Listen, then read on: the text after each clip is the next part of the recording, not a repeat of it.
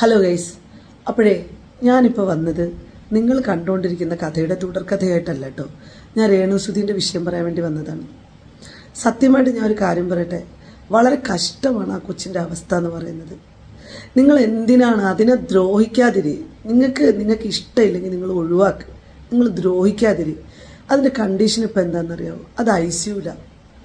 അതിൻ്റെ കൗണ്ടെല്ലാം കുറഞ്ഞ് അതിനെ എണീക്കാൻ പറ്റാതെ പരസഹായമില്ലാത്ത ഒരു രീതിയിലും ആ കുട്ടിക്ക് ഒന്നും ചെയ്യാൻ പറ്റില്ല. ആ കുട്ടി കീമോ എടുത്ത് കഴിഞ്ഞ് വന്ന സമയത്തിട്ടൊരു വീഡിയോ ആണത്. ആ വീഡിയോയിൽ ആ കുട്ടി അതിൻ്റെ വേദന പറഞ്ഞതാണ്. മാത്രമല്ല ഒരുപാട് ആൾക്കാർ അതിനോട് ചോദിക്കുന്നുണ്ട്, അതിനുള്ള റിപ്ലൈ കൊടുത്തതാണ്. ഒരമ്മയും മകനും തമ്മിലുള്ളതാണ്. കിച്ചുവിൻ്റെ ഇമോഷൻ എന്തായിക്കോട്ടെ, അല്ലെങ്കിൽ രേണുവിൻ്റെ ഇമോഷൻ എന്തായിക്കോട്ടെ, അത് അവർക്ക് പറയാനുള്ള സ്വാതന്ത്ര്യമുണ്ട്. അതവർ പറയുന്നതിന് ജനങ്ങൾ അതിൻ്റെതായ രീതിയിൽ എടുത്താലും മതി. പക്ഷെ എന്തിനാണ് ഇങ്ങനെ ആ സ്ത്രീയെ ഇമാതിരി വേട്ടയാടുന്നത്? അതതിൻ്റെ വേദന പറഞ്ഞതാണ്. അത് മനസ്സിലാക്കാനുള്ള കുറച്ചെങ്കിലും ഒരു തലച്ചോറ് നിങ്ങളൊക്കെ ഉപയോഗിക്കുക. അതിന് കിച്ചുവിനെ കാണണമെന്നുള്ളതായിരിക്കും അതിൻ്റെ ആഗ്രഹം. പക്ഷെ അത് പറയുമ്പോഴത്തേക്ക് അതിൻ്റെ വേദനയോടെ ചേർത്താണ് സംസാരിക്കുന്നത്. അതിൻ്റെ കണ്ടീഷൻ ഇപ്പം അങ്ങനെയാണ്. അത് എപ്പോഴും എങ്ങനെയൊന്നും അറിയാത്ത രീതിയിൽ ഇങ്ങനെ പ്രാർത്ഥനയും പാട്ടും ഇങ്ങനെ ജീവിക്കുക. അതിങ്ങനെ ജീവിതം പ്രതിഷേധത്തിൻ്റെ രീതിയിലേ ഇങ്ങനെ ജീവിച്ചുകൊണ്ടിരിക്കുക. എന്തൊരു മനുഷ്യനാണ് നിങ്ങൾ! സഹായിക്കാൻ പോയ മനുഷ്യരെ പോലും നിങ്ങൾ ചോദ്യം ചെയ്യുന്ന രീതിയിൽ. നിങ്ങൾക്ക് സഹായിക്കാൻ പറ്റില്ലെങ്കിൽ സഹായിക്കേണ്ട. അതിനെ നിങ്ങളെ കയ്യിൽ നിന്ന് ₹1 മുടക്കണ്ട. നിങ്ങളൊക്കെ വിറ്റ് തിന്ന കാശ് വെച്ച് നിങ്ങൾ ജീവിച്ചോ. ഇനിയും മുന്നോട്ട് നിങ്ങളുടെ കാശ് നിങ്ങൾ നല്ല രീതിയിൽ ഉപയോഗിച്ചോ. ഒരുപാട് മനുഷ്യരുണ്ട് ഇവിടെ വിമർശിക്കാനും അവരെയൊക്കെ നിങ്ങൾക്ക് അറ്റാക്ക് ചെയ്യാനും. അത് വെച്ചിട്ട് നിങ്ങളെ സ്വൈര്യ ജീവിതത്തിൽ നിങ്ങൾക്ക് സുഖമായിട്ട് തിന്നുകുടിക്കാനും ഒക്കെ നിങ്ങൾക്ക് വരുമാനം ഉണ്ടാക്കാനും അതിനാണല്ലോ നിങ്ങൾ ഈ പ്ലാറ്റ്ഫോം ഉപയോഗിക്കുന്നത് പോലും. മനുഷ്യൻ്റെ മാനസികാവസ്ഥയോ ശാരീരികാവസ്ഥയോ ഒന്നും നിങ്ങൾക്ക് ആർക്കും മനസ്സിലാവില്ലല്ലോ. നിങ്ങളൊരു കാര്യം മനസ്സിലാക്കണം, ആ സ്ത്രീ അനുഭവിച്ചുകൊണ്ടിരിക്കുന്ന ഒരവസ്ഥ അത് നമുക്ക് ആർക്കും വരാതിരിക്കട്ടെ.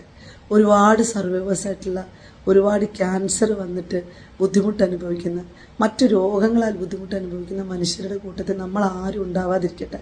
നമുക്ക് ആർക്കും ഒരു അസുഖം ഉണ്ടാവാതിരിക്കട്ടെ. ഇത് മാത്രമേ എനിക്ക് നിങ്ങളോട് പറയാനുള്ളൂ. കൊറേ നാളല്ലേ വേടന്റെ പാട്ട് പാടിയിട്ട്, ഒന്ന് പാടുവോ പ്ലീസ്? കരയല്ല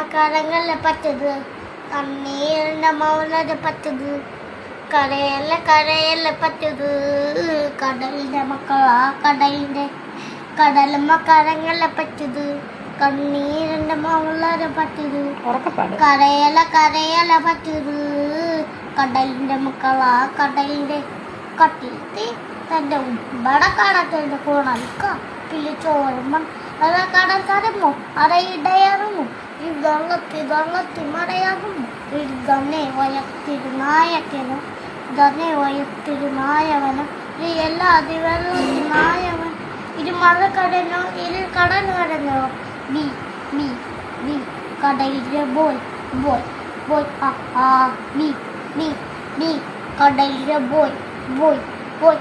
എല്ലാവർക്കും നമസ്കാരം. ഇന്ന് ഞാൻ പിക്ക് ലൈൻ ഇട്ടതിന് നല്ല പെയിനുണ്ട്, വീട്ടിലുണ്ട്. മുഖത്തൊക്കെ പാടുണ്ടല്ലേ, അതൊക്കെ ഉണ്ട്. ഭയങ്കര പെയിനാണ്.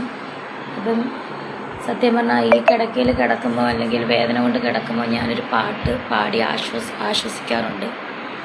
നിങ്ങൾക്ക് പലർക്കും ഈ പാട്ട് അറിയാമായിരിക്കും, എങ്കിലും ഞാൻ എൻ്റെ രീതിയിലൊന്ന് പാടാം. ഇങ്ങനെ വേദന അനുഭവിക്കുന്നവർക്ക് ചിലപ്പോൾ ആശ്വാസമാകുമായിരിക്കുമല്ലോ. ഞാൻ വലിയ പാട്ടുകാരിയൊന്നുമല്ല കേട്ടോ. രോഗമെന്നെ പീഡിച്ചൻ ദേഹം ക്ഷയിച്ചാലുമേ, രോഗമെന്നെ പീഡിച്ചൻ ദേഹം ക്ഷയിച്ചാലുമേ, വേഗം വരുമെന്നാഥൻ ദേഹം പുതുതാക്കിടാം, വേഗം വരുമെന്നാഥൻ ദേഹം പുതുതാക്കിടാം. യേശുവിനടിസ്ഥാനം ആശയവനിലത്രേ, ആശ്വാസത്തിൻ പൂർണ്ണത യേശുവിൽ കണ്ടേ ഞാനും. സോ എല്ലാവരും എനിക്ക് വേണ്ടി പ്രാർത്ഥിക്കണം. ഞാൻ നിങ്ങൾക്ക് വേണ്ടിയൊക്കെ പ്രാർത്ഥിക്കാം. ബ്ലീഡിങ് ഉണ്ട് ചെറുതായിട്ട്. സോ പെയിനാണ്. Good night. The reality by ഷാരികയുടെ ദ റിയാലിറ്റി റിയാക്സിലേക്ക് ഏവർക്കും സ്വാഗതം. ഈ റിയാക്ഷൻ ഞാൻ എൻ്റെ രേണുസുതിക്ക് വേണ്ടിയിട്ട്, എൻ്റെ രേണുവിന് വേണ്ടി ഡെഡിക്കേറ്റ് ചെയ്യുന്നു. കാരണം അവളിന്ന് കരയുവാണ്, വേദന കൊണ്ട്, ചികിത്സയുടെ വേദന കൊണ്ട് അവൾ ഓരോ നിമിഷവും നീറി പുകയുവാണ്. ആ വേദന കേൾക്കുന്നവർ അവളെ അടുത്ത് നിൽക്കുന്നവർക്ക് മാത്രമേ വേദന കേൾക്കാൻ സാധിക്കത്തുള്ളൂ. മീഡിയക്കാർക്കോ മഞ്ഞപത്രക്കാർക്കോ കമൻറ്റോളുകൾക്കോ ഇതൊന്നും കേൾക്കാൻ സാധിക്കത്തില്ല. അത് കേൾക്കുന്ന ഒരാളിൽ ഒരുവളാണ് ഞാനും. അവൾ എല്ലാ ദിവസവും ഞാൻ വിളിക്കാറുണ്ട്. എല്ലാ ദിവസവും മിക്ക ദിവസങ്ങളിലും അവൾക്ക് പറ്റുമ്പോഴേക്കും അവൾ വീഡിയോ കോൾ ചെയ്യുന്നുണ്ട്.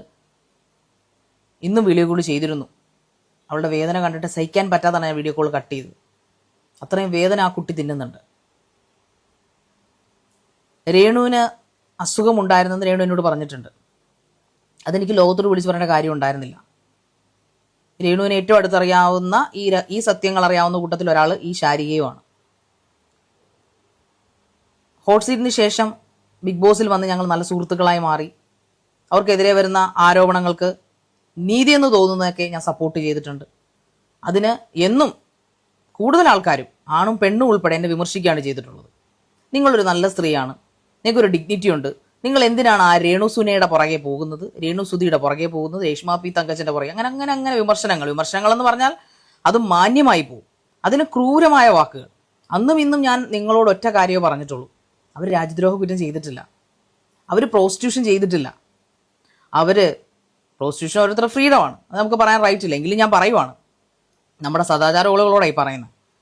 അവർ ആരുടെ മുമ്പിൽ തുണി പറിച്ച് ആടിയിട്ടില്ല, അവർ ക്യാബറ കളിക്കുന്നില്ല, പിന്നെ അവർ മതസ്പർദ്ധ നടത്തിയിട്ടില്ല.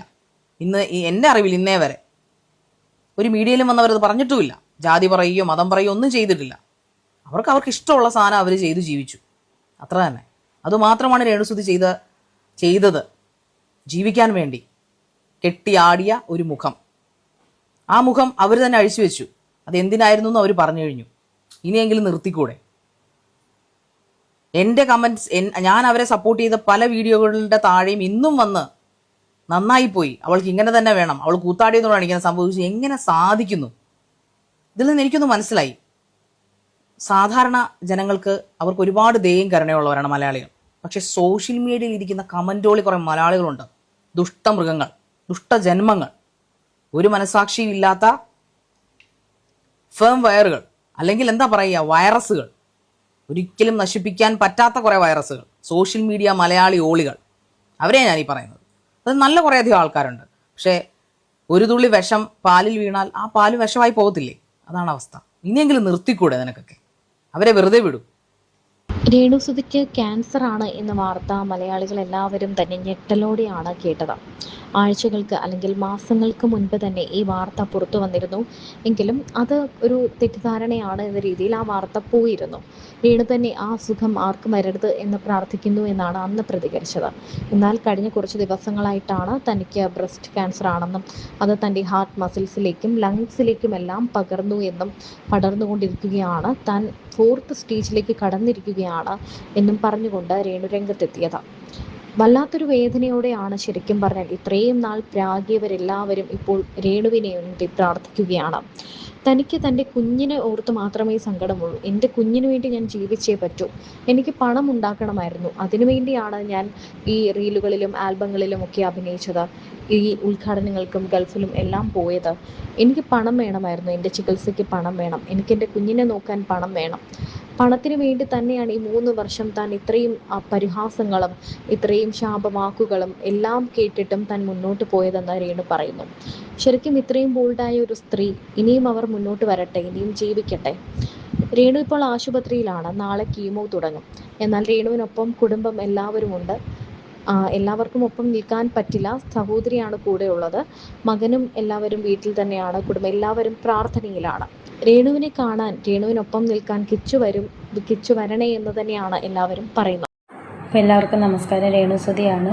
ഞാനിപ്പോൾ ഹോസ്പിറ്റലിലാണ്. നാളെ രാവിലെ 9 മണിയാകുമ്പോൾ എൻ്റെ കീമോ സ്റ്റാർട്ട് ചെയ്യും. അപ്പോൾ എല്ലാവരും എനിക്ക് വേണ്ടി പ്രാർത്ഥിക്കണം, ഞാൻ റിക്കവർ ആവാൻ പ്രാർത്ഥിക്കണം. എന്നെ ഓർത്തിട്ടല്ല, എൻ്റെ ഋതപ്പനെ ഓർത്തിട്ട്, അവൻ കുഞ്ഞാണ്, അവനെ ഓർത്തിട്ട് എല്ലാവരും പ്രാർത്ഥിക്കണം. ഇപ്പോഴും എന്നെ ഞാൻ ചത്തുപോകട്ടെ എന്നൊക്കെ പറഞ്ഞ് കമൻ്റ് ഇടുന്നവരോട് എനിക്കൊന്നും പറയാനില്ല. അതിലുപരി എന്നെ ഇഷ്ടം പോലെ ആൾക്കാർ സ്നേഹിക്കുന്ന ഓർത്ത് ഒരുപാട് നന്ദി പറയുന്നു. So thank you so much. എല്ലാവരും പ്രാർത്ഥന ചോദിക്കുന്നു.